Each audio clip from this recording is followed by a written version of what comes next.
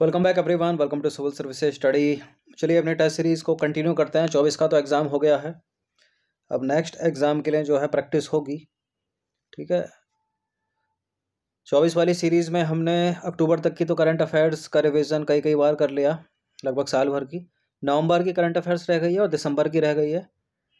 तो आने वाले समय में हम करंट अफेयर्स की ही प्रैक्टिस करेंगे स्टार्टिंग के टेस्ट में। ये होगा टेस्ट नंबर 1 UPPSC 25 के लिए, और ये सीरीज़ इंपॉर्टेंट होगी RO की परीक्षा के लिए। ठीक है, जो मार्च अप्रैल में होगी। और UPPSC का 25 वाला जो नोटिफिकेशन है उसकी एक्सपेक्टेड जो डेट है वो 22 जनवरी 2025 है। तो चलिए स्टार्ट करते हैं अपनी सीरीज़ को। तो क्वेश्चन नंबर 1 है यहाँ पर। अभी साहित्य अकादमी पुरस्कार 2024 की घोषणा की गई। 23 का हमने देख लिया था और 24 का साहित्य अकादमी युवा पुरस्कार देख लिया था, वो अलग है। यह साहित्य अकादमी पुरस्कार 2024 से सम्मानित निम्नलिखित लेखकों को उनकी भाषा के अनुसार सम्मिलित करना। यह भाषाएं, यह लेखक का नाम। अंग्रेजी, हिंदी, संस्कृत, असमिया। गगन गिल, इस्ट्रिन किरे, दीपक कुमार शर्मा, समीर तांती। यह कोट मिलान कर दीजिए।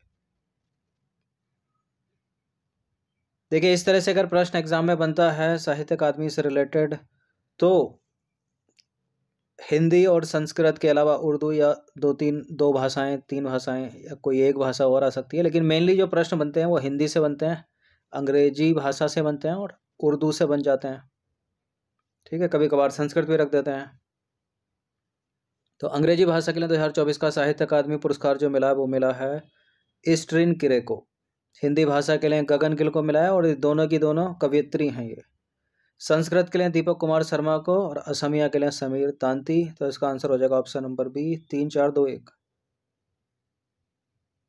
तो यह है भाषा, यह है शैली और यह है लेखक का नाम। असमिया के लिए समीर तांती को, ठीक है, कविता है उनकी। अंग्रेजी के लिए इस्ट्रिन किरे को उपन्यास है। संस्कृत के लिए कविता है दीपक कुमार शर्मा को। हिंदी के लिए कविता है गगन गिल। देखिए, साहित्य अकादमी पुरस्कार 2024 की घोषणा 18 दिसंबर 2024 को की गई। इस वर्ष 21 भारतीय भाषाओं में लेखकों को इस पुरस्कार से सम्मानित किया गया है। वैसे तो 24 भाषाओं में दिया जाता है पुरस्कार। भारतीय संविधान की जो 8वीं अनुसूची है उसमें 22 भाषाएं हैं। इन 22 भाषाओं के अलावा 2 भाषाएं और हैं, एक है अंग्रेजी और एक है संस्कृत, राजस्थानी। तो अंग्रेजी और राजस्थानी जो है 22वीं अनुसूची, 8वीं अनुसूची में शामिल 22 भाषाओं में शामिल नहीं है। इंपॉर्टेंट पॉइंट, हिंदी में कवयित्री गगन गिल को उनकी पुस्तक मैं जब तक आई बाहर के लिए यह पुरस्कार दिया गया है।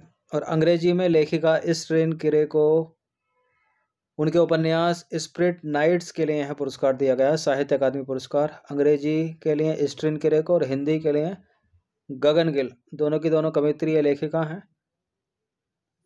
गगन गिल की बुक का नाम क्या है? मैं जब तक आई बाहर, और स्प्रिट नाइट इस्ट्रिन किरे। ठीक है, 21, वैसे तो 24 में होती है लेकिन 21 भारतीय भाषाओं में घोषणा की गई। 3 भाषाओं को छोड़ दिया गया है, बंगला, डोगरी और उर्दू में पुरस्कारों की घोषणा बाद में की जाएगी। देखिए, यह जो पुरस्कार है भारत के संविधान की 8वीं अनुसूची में शामिल 22 भाषाओं के अलावा अंग्रेजी और संस्कृत में भी प्रदान किया जाता है। तो ये तो 24 वाले हो गए। ठीक है, 23 वालों पर भी नज़र डाल लीजिए। वर्ष 2023 के साहित्य अकादमी पुरस्कारों में हिंदी में संजीव को उपन्यास मुझे पहचानों के लिए सम्मानित किया गया था, और अंग्रेजी में नीलम शरण गौर को उनके उपन्यास रेक्विएम इन रागा जानकी के लिए सम्मानित किया गया था। उर्दू में सादिका नवाब शहर को सम्मानित किया गया था। साहित्य अकादमी पुरस्कार 24 भाषाओं में दिए जाते हैं। साहित्य अकादमी पुरस्कार वर्ष 1954 में स्थापित एक साहित्यिक सम्मान है। ठीक है, साहित्य अकादमी पुरस्कार 24 हो गए। साहित्य अकादमी युवा पुरस्कार अगर पूछ ले तो गौरव पांडे का नाम आपको याद आ गया होगा। ठीक है, और अंग्रेजी के लिए के वैशाली। क्वेश्चन नंबर 2 पर आ जाइए। उत्तर प्रदेश ने हाल ही में भारत सरकार के एक भारत श्रेष्ठ भारत कार्यक्रम के तहत किस राज्य के साथ समझौता ज्ञापन पर हस्ताक्षर किए हैं? किसके साथ किए हैं? उत्तर प्रदेश ने किए हैं मणिपुर के साथ। ठीक है, उत्तर प्रदेश सरकार और मणिपुर सरकार ने एक भारत श्रेष्ठ भारत कार्यक्रम को लागू करने के लिए एक समझौता ज्ञापन पर हस्ताक्षर किए हैं। दोनों राज्य सरकारों के प्रतिनिधियों के बीच दिसंबर 2024 में लखनऊ उत्तर प्रदेश में समझौते पर हस्ताक्षर किए गए। मणिपुर तीसरा राज्य है जिसके साथ उत्तर प्रदेश ने एक भारत श्रेष्ठ भारत के तहत समझौता ज्ञापन पर हस्ताक्षर किए हैं। मणिपुर से पहले यूपी ने अरुणाचल प्रदेश और मेघालय के साथ इस तरह के समझौता ज्ञापन पर हस्ताक्षर किए थे। तो मणिपुर का नाम याद रखिएगा। बाकी एक भारत श्रेष्ठ भारत की बात करें तो प्रधानमंत्री नरेंद्र मोदी ने 31 अक्टूबर 2015 को भारत के प्रथम उप प्रधानमंत्री और गृह मंत्री सरदार वल्लभ भाई पटेल की 144वीं जयंती के अवसर पर एक भारत श्रेष्ठ भारत की घोषणा की थी। समझौता ज्ञापन की अवधि की बात करें तो मणिपुर और उत्तर प्रदेश के बीच समझौता ज्ञापन की अवधि हस्ताक्षर की तिथि से 3 वर्ष की होगी और दोनों राज्यों की आपसी सहमति से समझौता ज्ञापन को 3 वर्ष के लिए बढ़ाया जा सकता है। इंपॉर्टेंट प्रश्न है ये, भारत का कौन सा शहर 2015 में विश्व पैरा एथलेटिक्स चैंपियनशिप की मेजबानी करेगा?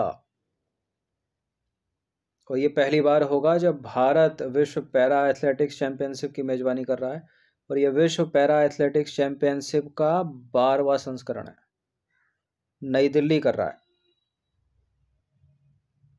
देखिए, नई दिल्ली में 26 सितंबर से 5 अक्टूबर 2025 तक जवाहरलाल नेहरू स्टेडियम में विश्व पैरा एथलेटिक्स चैंपियनशिप का 12वां संस्करण आयोजित होने वाला है। विश्व पैरा एथलेटिक्स का मुख्यालय कहाँ पर है? जर्मनी के वान में। भारत के बाहर किसी एक देश में सबसे ज़्यादा विकेट लेने वाले भारतीय गेंदबाज कौन हैं? Jasprit Bumrah, option number C. देखिए, जसप्रीत बुमराह ने ऑस्ट्रेलिया में 53 विकेट लिए हैं। ठीक है, उन्होंने कपिल देव के ऑस्ट्रेलिया में 51 विकेट और ईशांत शर्मा के इंग्लैंड में 51 विकेट के रिकॉर्ड को तोड़ दिया। रविचंद्र अश्विन, जिन्होंने हाल ही में अंतर्राष्ट्रीय क्रिकेट से संन्यास लेने की घोषणा की, रणजी ट्रॉफी में किस राज्य के लिए खेलते थे? प्रश्न पूछने का तरीका कुछ भी हो सकता है। हाल ही में किसने अंतर्राष्ट्रीय क्रिकेट से संन्यास लेने की घोषणा की है? किस भारतीय गेंदबाज ने? उसका नाम है रविचंद्र अश्विन। ये तमिलनाडु से खेलते थे, रणजी। देखिए, भारत के सर्वकालिक महान खिलाड़ियों में से एक रविचंद्र अश्विन ने 18 दिसंबर 2024 को अंतर्राष्ट्रीय क्रिकेट के सभी प्रारूपों से संन्यास लेने की घोषणा की। ब्रिस्बेन, ऑस्ट्रेलिया आयोजित 24-25 बॉर्डर गावस्कर ट्रॉफी के तीसरे टेस्ट के ड्रॉ होने के बाद अश्विन ने अप्रत्याशित संन्यास की घोषणा की। ठीक है, क्लब क्रिकेट वो खेलेंगे लेकिन T20 नहीं खेलेंगे, ODI नहीं खेलेंगे, टेस्ट मैच नहीं खेलेंगे। क्लब क्रिकेट मतलब जैसे IPL हो गया। अंतर्राष्ट्रीय क्रिकेट में अश्विन का रिकॉर्ड देखें तो रविचंद्र अश्विन ने 106 टेस्ट मैचों में 537 विकेट लेकर अपना करियर समाप्त किया है। अनिल कुंबले के 619 विकेटों के बाद टेस्ट मैचों में भारत के सबसे अधिक विकेट लेने वाले वो दूसरे गेंदबाज हैं। और ओवरऑल पूछ ले तो मुथैया मुरलीधरन 800 टेस्ट विकेट, वो पहले हो गए, कुंबले दूसरे हो गए और अश्विन तीसरे हो गए। बॉर्डर गावस्कर ट्रॉफी भारत और किस देश के बीच खेली जाने वाली क्रिकेट टेस्ट श्रृंखला है? भारत और ऑस्ट्रेलिया के बीच खेली जाती है, ये भी है इसका आंसर। क्वेश्चन नंबर 7 पर आ जाइए। हाल ही में प्रधानमंत्री नरेंद्र मोदी को द ऑर्डर ऑफ मुबारक अल कबीर से सम्मानित किया गया। द ऑर्डर ऑफ मुबारक अल कबीर निम्नलिखित में से किस देश का सर्वोच्च राष्ट्रीय पुरस्कार है? ये कुवैत का है, ऑप्शन नंबर बी है इसका आंसर। देखिए, 22 दिसंबर 2024 को कुवैत के अमीर शेख मैशल अल अहमद अल जबर अल सबा ने प्रधानमंत्री नरेंद्र मोदी को कुवैत के सर्वोच्च राष्ट्रीय पुरस्कार द ऑर्डर ऑफ मुबारक अल कबीर से सम्मानित किया।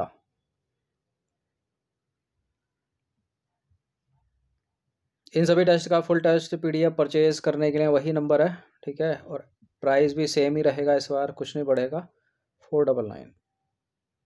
यह सम्मान आमतौर पर किसी देश के प्रमुख विदेशी शासकों और राज परिवार के सदस्यों को दोस्ती के प्रतीक के रूप में दिया जाता है। जो सम्मान की बात हो रही है तो एक दो प्रश्न इसमें और बना ही लेते हैं। निम्नलिखित में से किसे 6 अगस्त 2024 को फिजी के सर्वोच्च नागरिक पुरस्कार companion of the order of Fiji से सम्मानित किया गया था? किसको सम्मानित किया गया था? ये प्रश्न तो पहले ही बना चुके हैं हम। राष्ट्रपति Droupadi Murmu, option number A. देखिए 6 अगस्त 2024 को राष्ट्रपति द्रौपदी मुर्मू को फिजी के सर्वोच्च नागरिक सम्मान companion of the order of Fiji से सम्मानित किया गया था। राष्ट्रपति को यह सम्मान फिजी के राष्ट्रपति रातू विलियम मेवालिली कार्टोनीवेरे द्वारा प्रदान किया गया।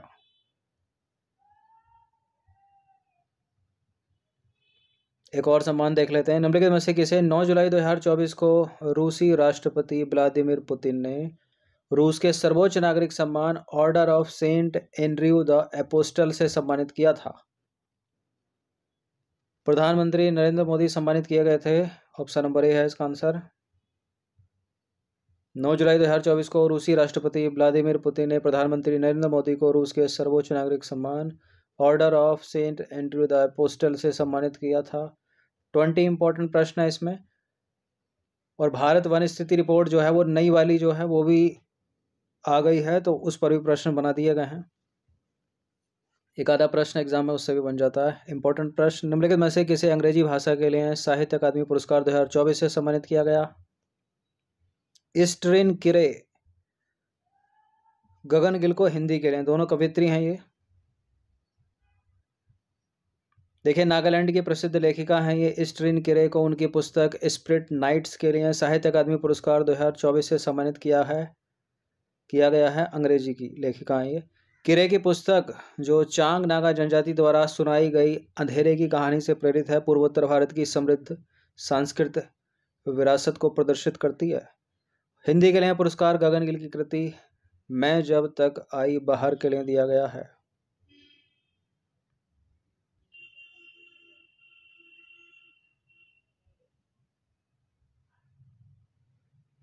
क्वेश्चन नंबर 11, विश्व पैरा एथलेटिक्स चैंपियनशिप 2025 के संदर्भ में दो स्टेटमेंट है यहाँ पर। भारत की राजधानी नई दिल्ली में 2025 विश्व पैरा एथलेटिक्स चैंपियनशिप का आयोजन किया जाएगा और यह दूसरी बार है जब भारत इस प्रतिष्ठित आयोजन की मेजबानी करेगा। देखिए यह पहली बार है जब भारत विश्व पैरा एथलेटिक्स चैंपियनशिप की मेजबानी करेगा और यह विश्व पैरा एथलेटिक्स चैंपियनशिप का कौन सा संस्करण है? 12वां संस्करण है। एशिया में चौथा देश है भारत जो इसकी मेजबानी करने वाला है। इससे पहले एशिया के 3 देशों ने ही विश्व पैरा एथलेटिक्स चैंपियनशिप की मेजबानी की है। दूसरा गलत है, पहला सही है। तो भारत की राजधानी नई दिल्ली में 2025 विश्व पैरा एथलेटिक्स चैंपियनशिप का आयोजन किया जाएगा। यह पहली बार है जब भारत इस प्रतिष्ठित आयोजन की मेजबानी करेगा। कब से कब तक? 26 सितंबर से 5 अक्टूबर 2025 तक होने वाली इस चैंपियनशिप में विश्व भर के पैरा एथलीटों की प्रतिभा का प्रदर्शन होगा। नई दिल्ली का जवाहरलाल नेहरू स्टेडियम मुख्य आयोजन स्थल होगा। 2025 विश्व पैरा एथलेटिक्स चैंपियनशिप इस आयोजन का 12वां संस्करण होगा और यह चौथी बार भी होगा जब एशिया में चैंपियनशिप आयोजित की जाएगी। पिछले एशियाई मेजबानों में दोहा 2015 में, 2019 में दुबई, 2024 में कोबे और 25 में भारत का नई दिल्ली। इस चैंपियनशिप के अलावा नई दिल्ली में जो है विश्व पैरा एथलेटिक्स ग्रैंड पिक्स की मेजबानी भी की जाएगी।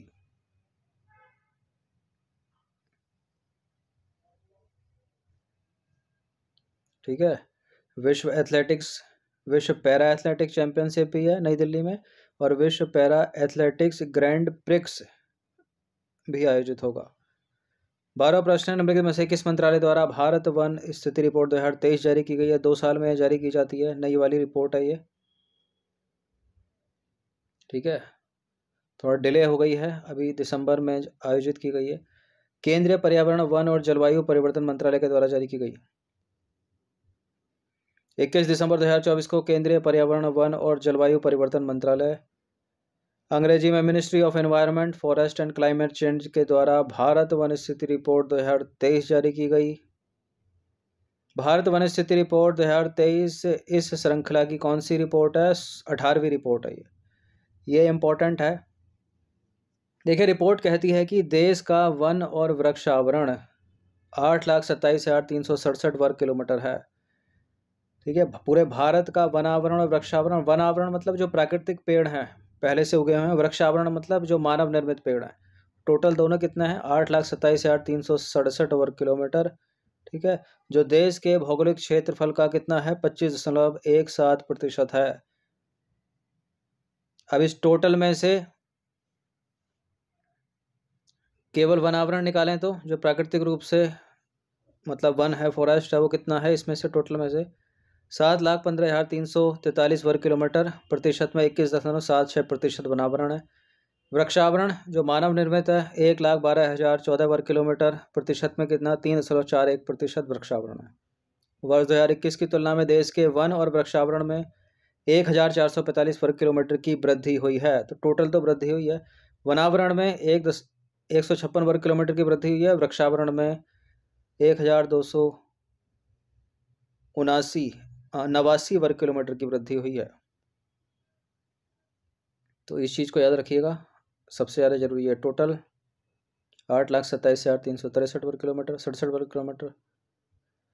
अब आने वाले जो प्रश्न है वो भारत वन स्थिति रिपोर्ट से ही चलेंगे, क्योंकि प्रश्न इंपॉर्टेंट रहते हैं इससे। भारत वन स्थिति रिपोर्ट 2023 के अनुसार वन एवं वृक्षावरण में अधिकतम वृद्धि दर्शाने वाले शीर्ष 4 राज्य पूछ रहा है। वन और वृक्षावरण दोनों मिलाकर पूछ रहा है, शीर्ष 4 राज्य कौन से हैं? छत्तीसगढ़, उत्तर प्रदेश, ओडिशा और राजस्थान में हुई है अधिकतम वृद्धि वनावरण और वृक्षावरण में। देखिए, वनावरण एवं वृक्षावरण में अधिकतम वृद्धि दर्शाने वाले शीर्ष 4 राज्य हैं। छत्तीसगढ़ 684 वर्ग किलोमीटर की वृद्धि, उत्तर प्रदेश में 559 वर्ग किलोमीटर की वृद्धि, उड़ीसा में 559 वर्ग किलोमीटर की वृद्धि और राजस्थान में 394 वर्ग किलोमीटर की वृद्धि।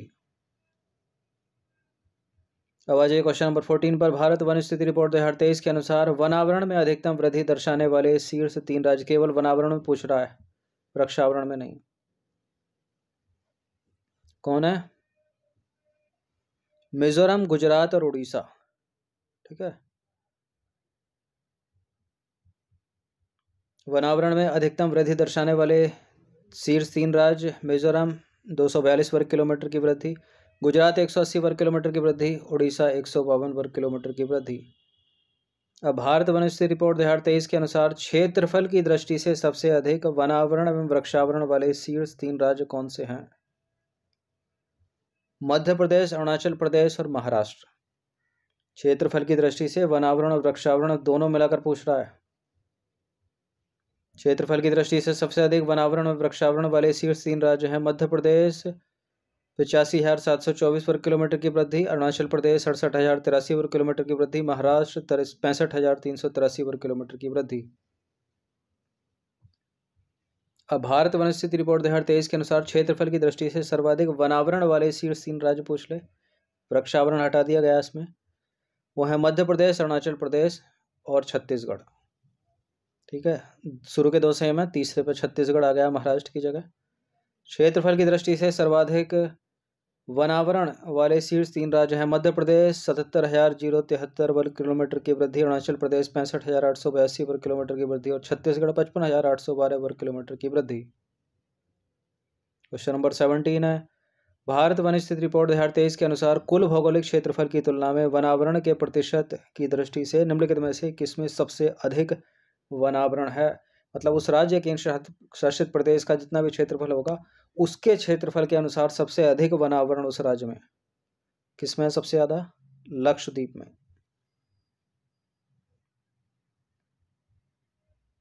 ठीक है, कुल भौगोलिक क्षेत्रफल की तुलना में वनावरण के प्रतिशत की दृष्टि से लक्षद्वीप में सबसे अधिक वनावरण है कितना? 91.33%। इसके बाद है मिजोरम 85.34%।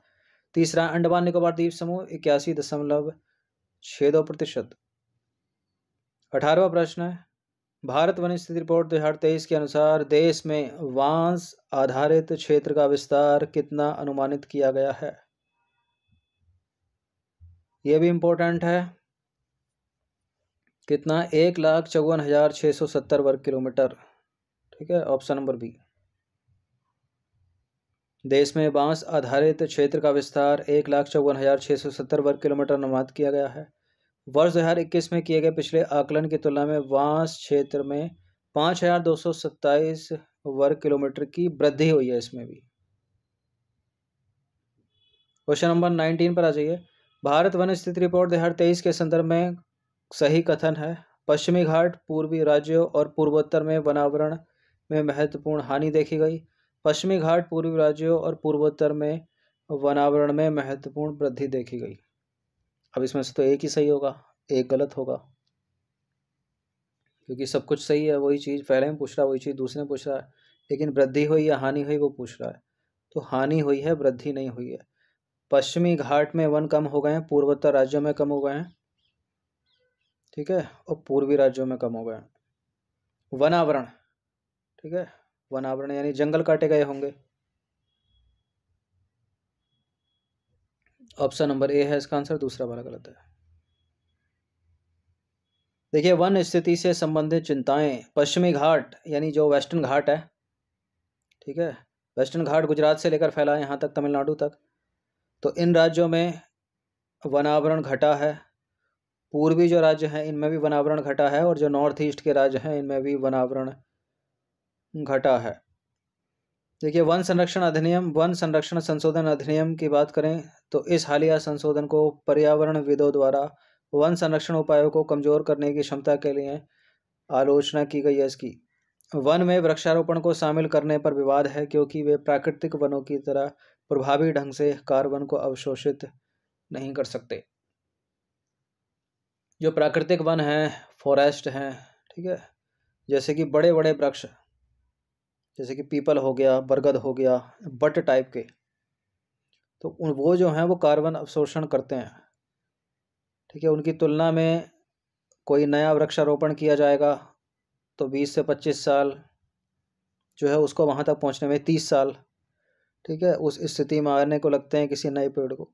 तो नया वृक्षारोपण से ज़्यादा, कहीं ज़्यादा इम्पोर्टेंट है जो पुराने जो वन हैं, फॉरेस्ट हैं, उनको काटने से बचाया जाए, ठीक है। मान लीजिए कोई 1000 पेड़ लगाए, 1 लाख पेड़ लगाए, उनको 20 से 25 साल तो चाहिए ना बड़ा होने के लिए, ठीक है। तब तक जो है क्लाइमेट चेंज तो वैसे ही है, जलवायु परिवर्तन तो बढ़ ही रहा धीरे धीरे।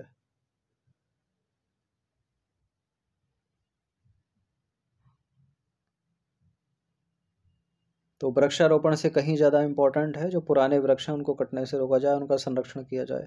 अंतिम प्रश्न है, 18वें प्रवासी भारतीय दिवस सम्मेलन 2025 का आयोजन स्थल क्या है? ये उड़ीसा में होने वाला है, उड़ीसा के भुवनेश्वर में। ऑप्शन नंबर बी है इसका आंसर। 18वां प्रवासी भारतीय दिवस सम्मेलन 8 से 10 जनवरी 2025 तक उड़ीसा की राजधानी भुवनेश्वर में आयोजित किया जाएगा। इंपॉर्टेंट है इसका दिवस, इसका विषय थीम क्या है? प्रवासी भारतीय दिवस कन्वेंशन 2025 की थीम या मुख्य विषय, विकसित भारत में प्रवासी भारतीयों का योगदान। विकसित भारत में प्रवासी भारतीयों का योगदान, या विकसित भारत की संकल्पना में प्रवासी भारतीयों का योगदान, ठीक है, दोनों सही हैं। तो 20 प्रश्न थे अपने, ये प्रैक्टिस कर लेना इसकी, ठीक है। सीरीज कंटिन्यू हो गई है, लाभ उठाते रहिए। आर ओ के लिए भी इम्पोर्टेंट है और यूपी PCS 25 के लिए भी।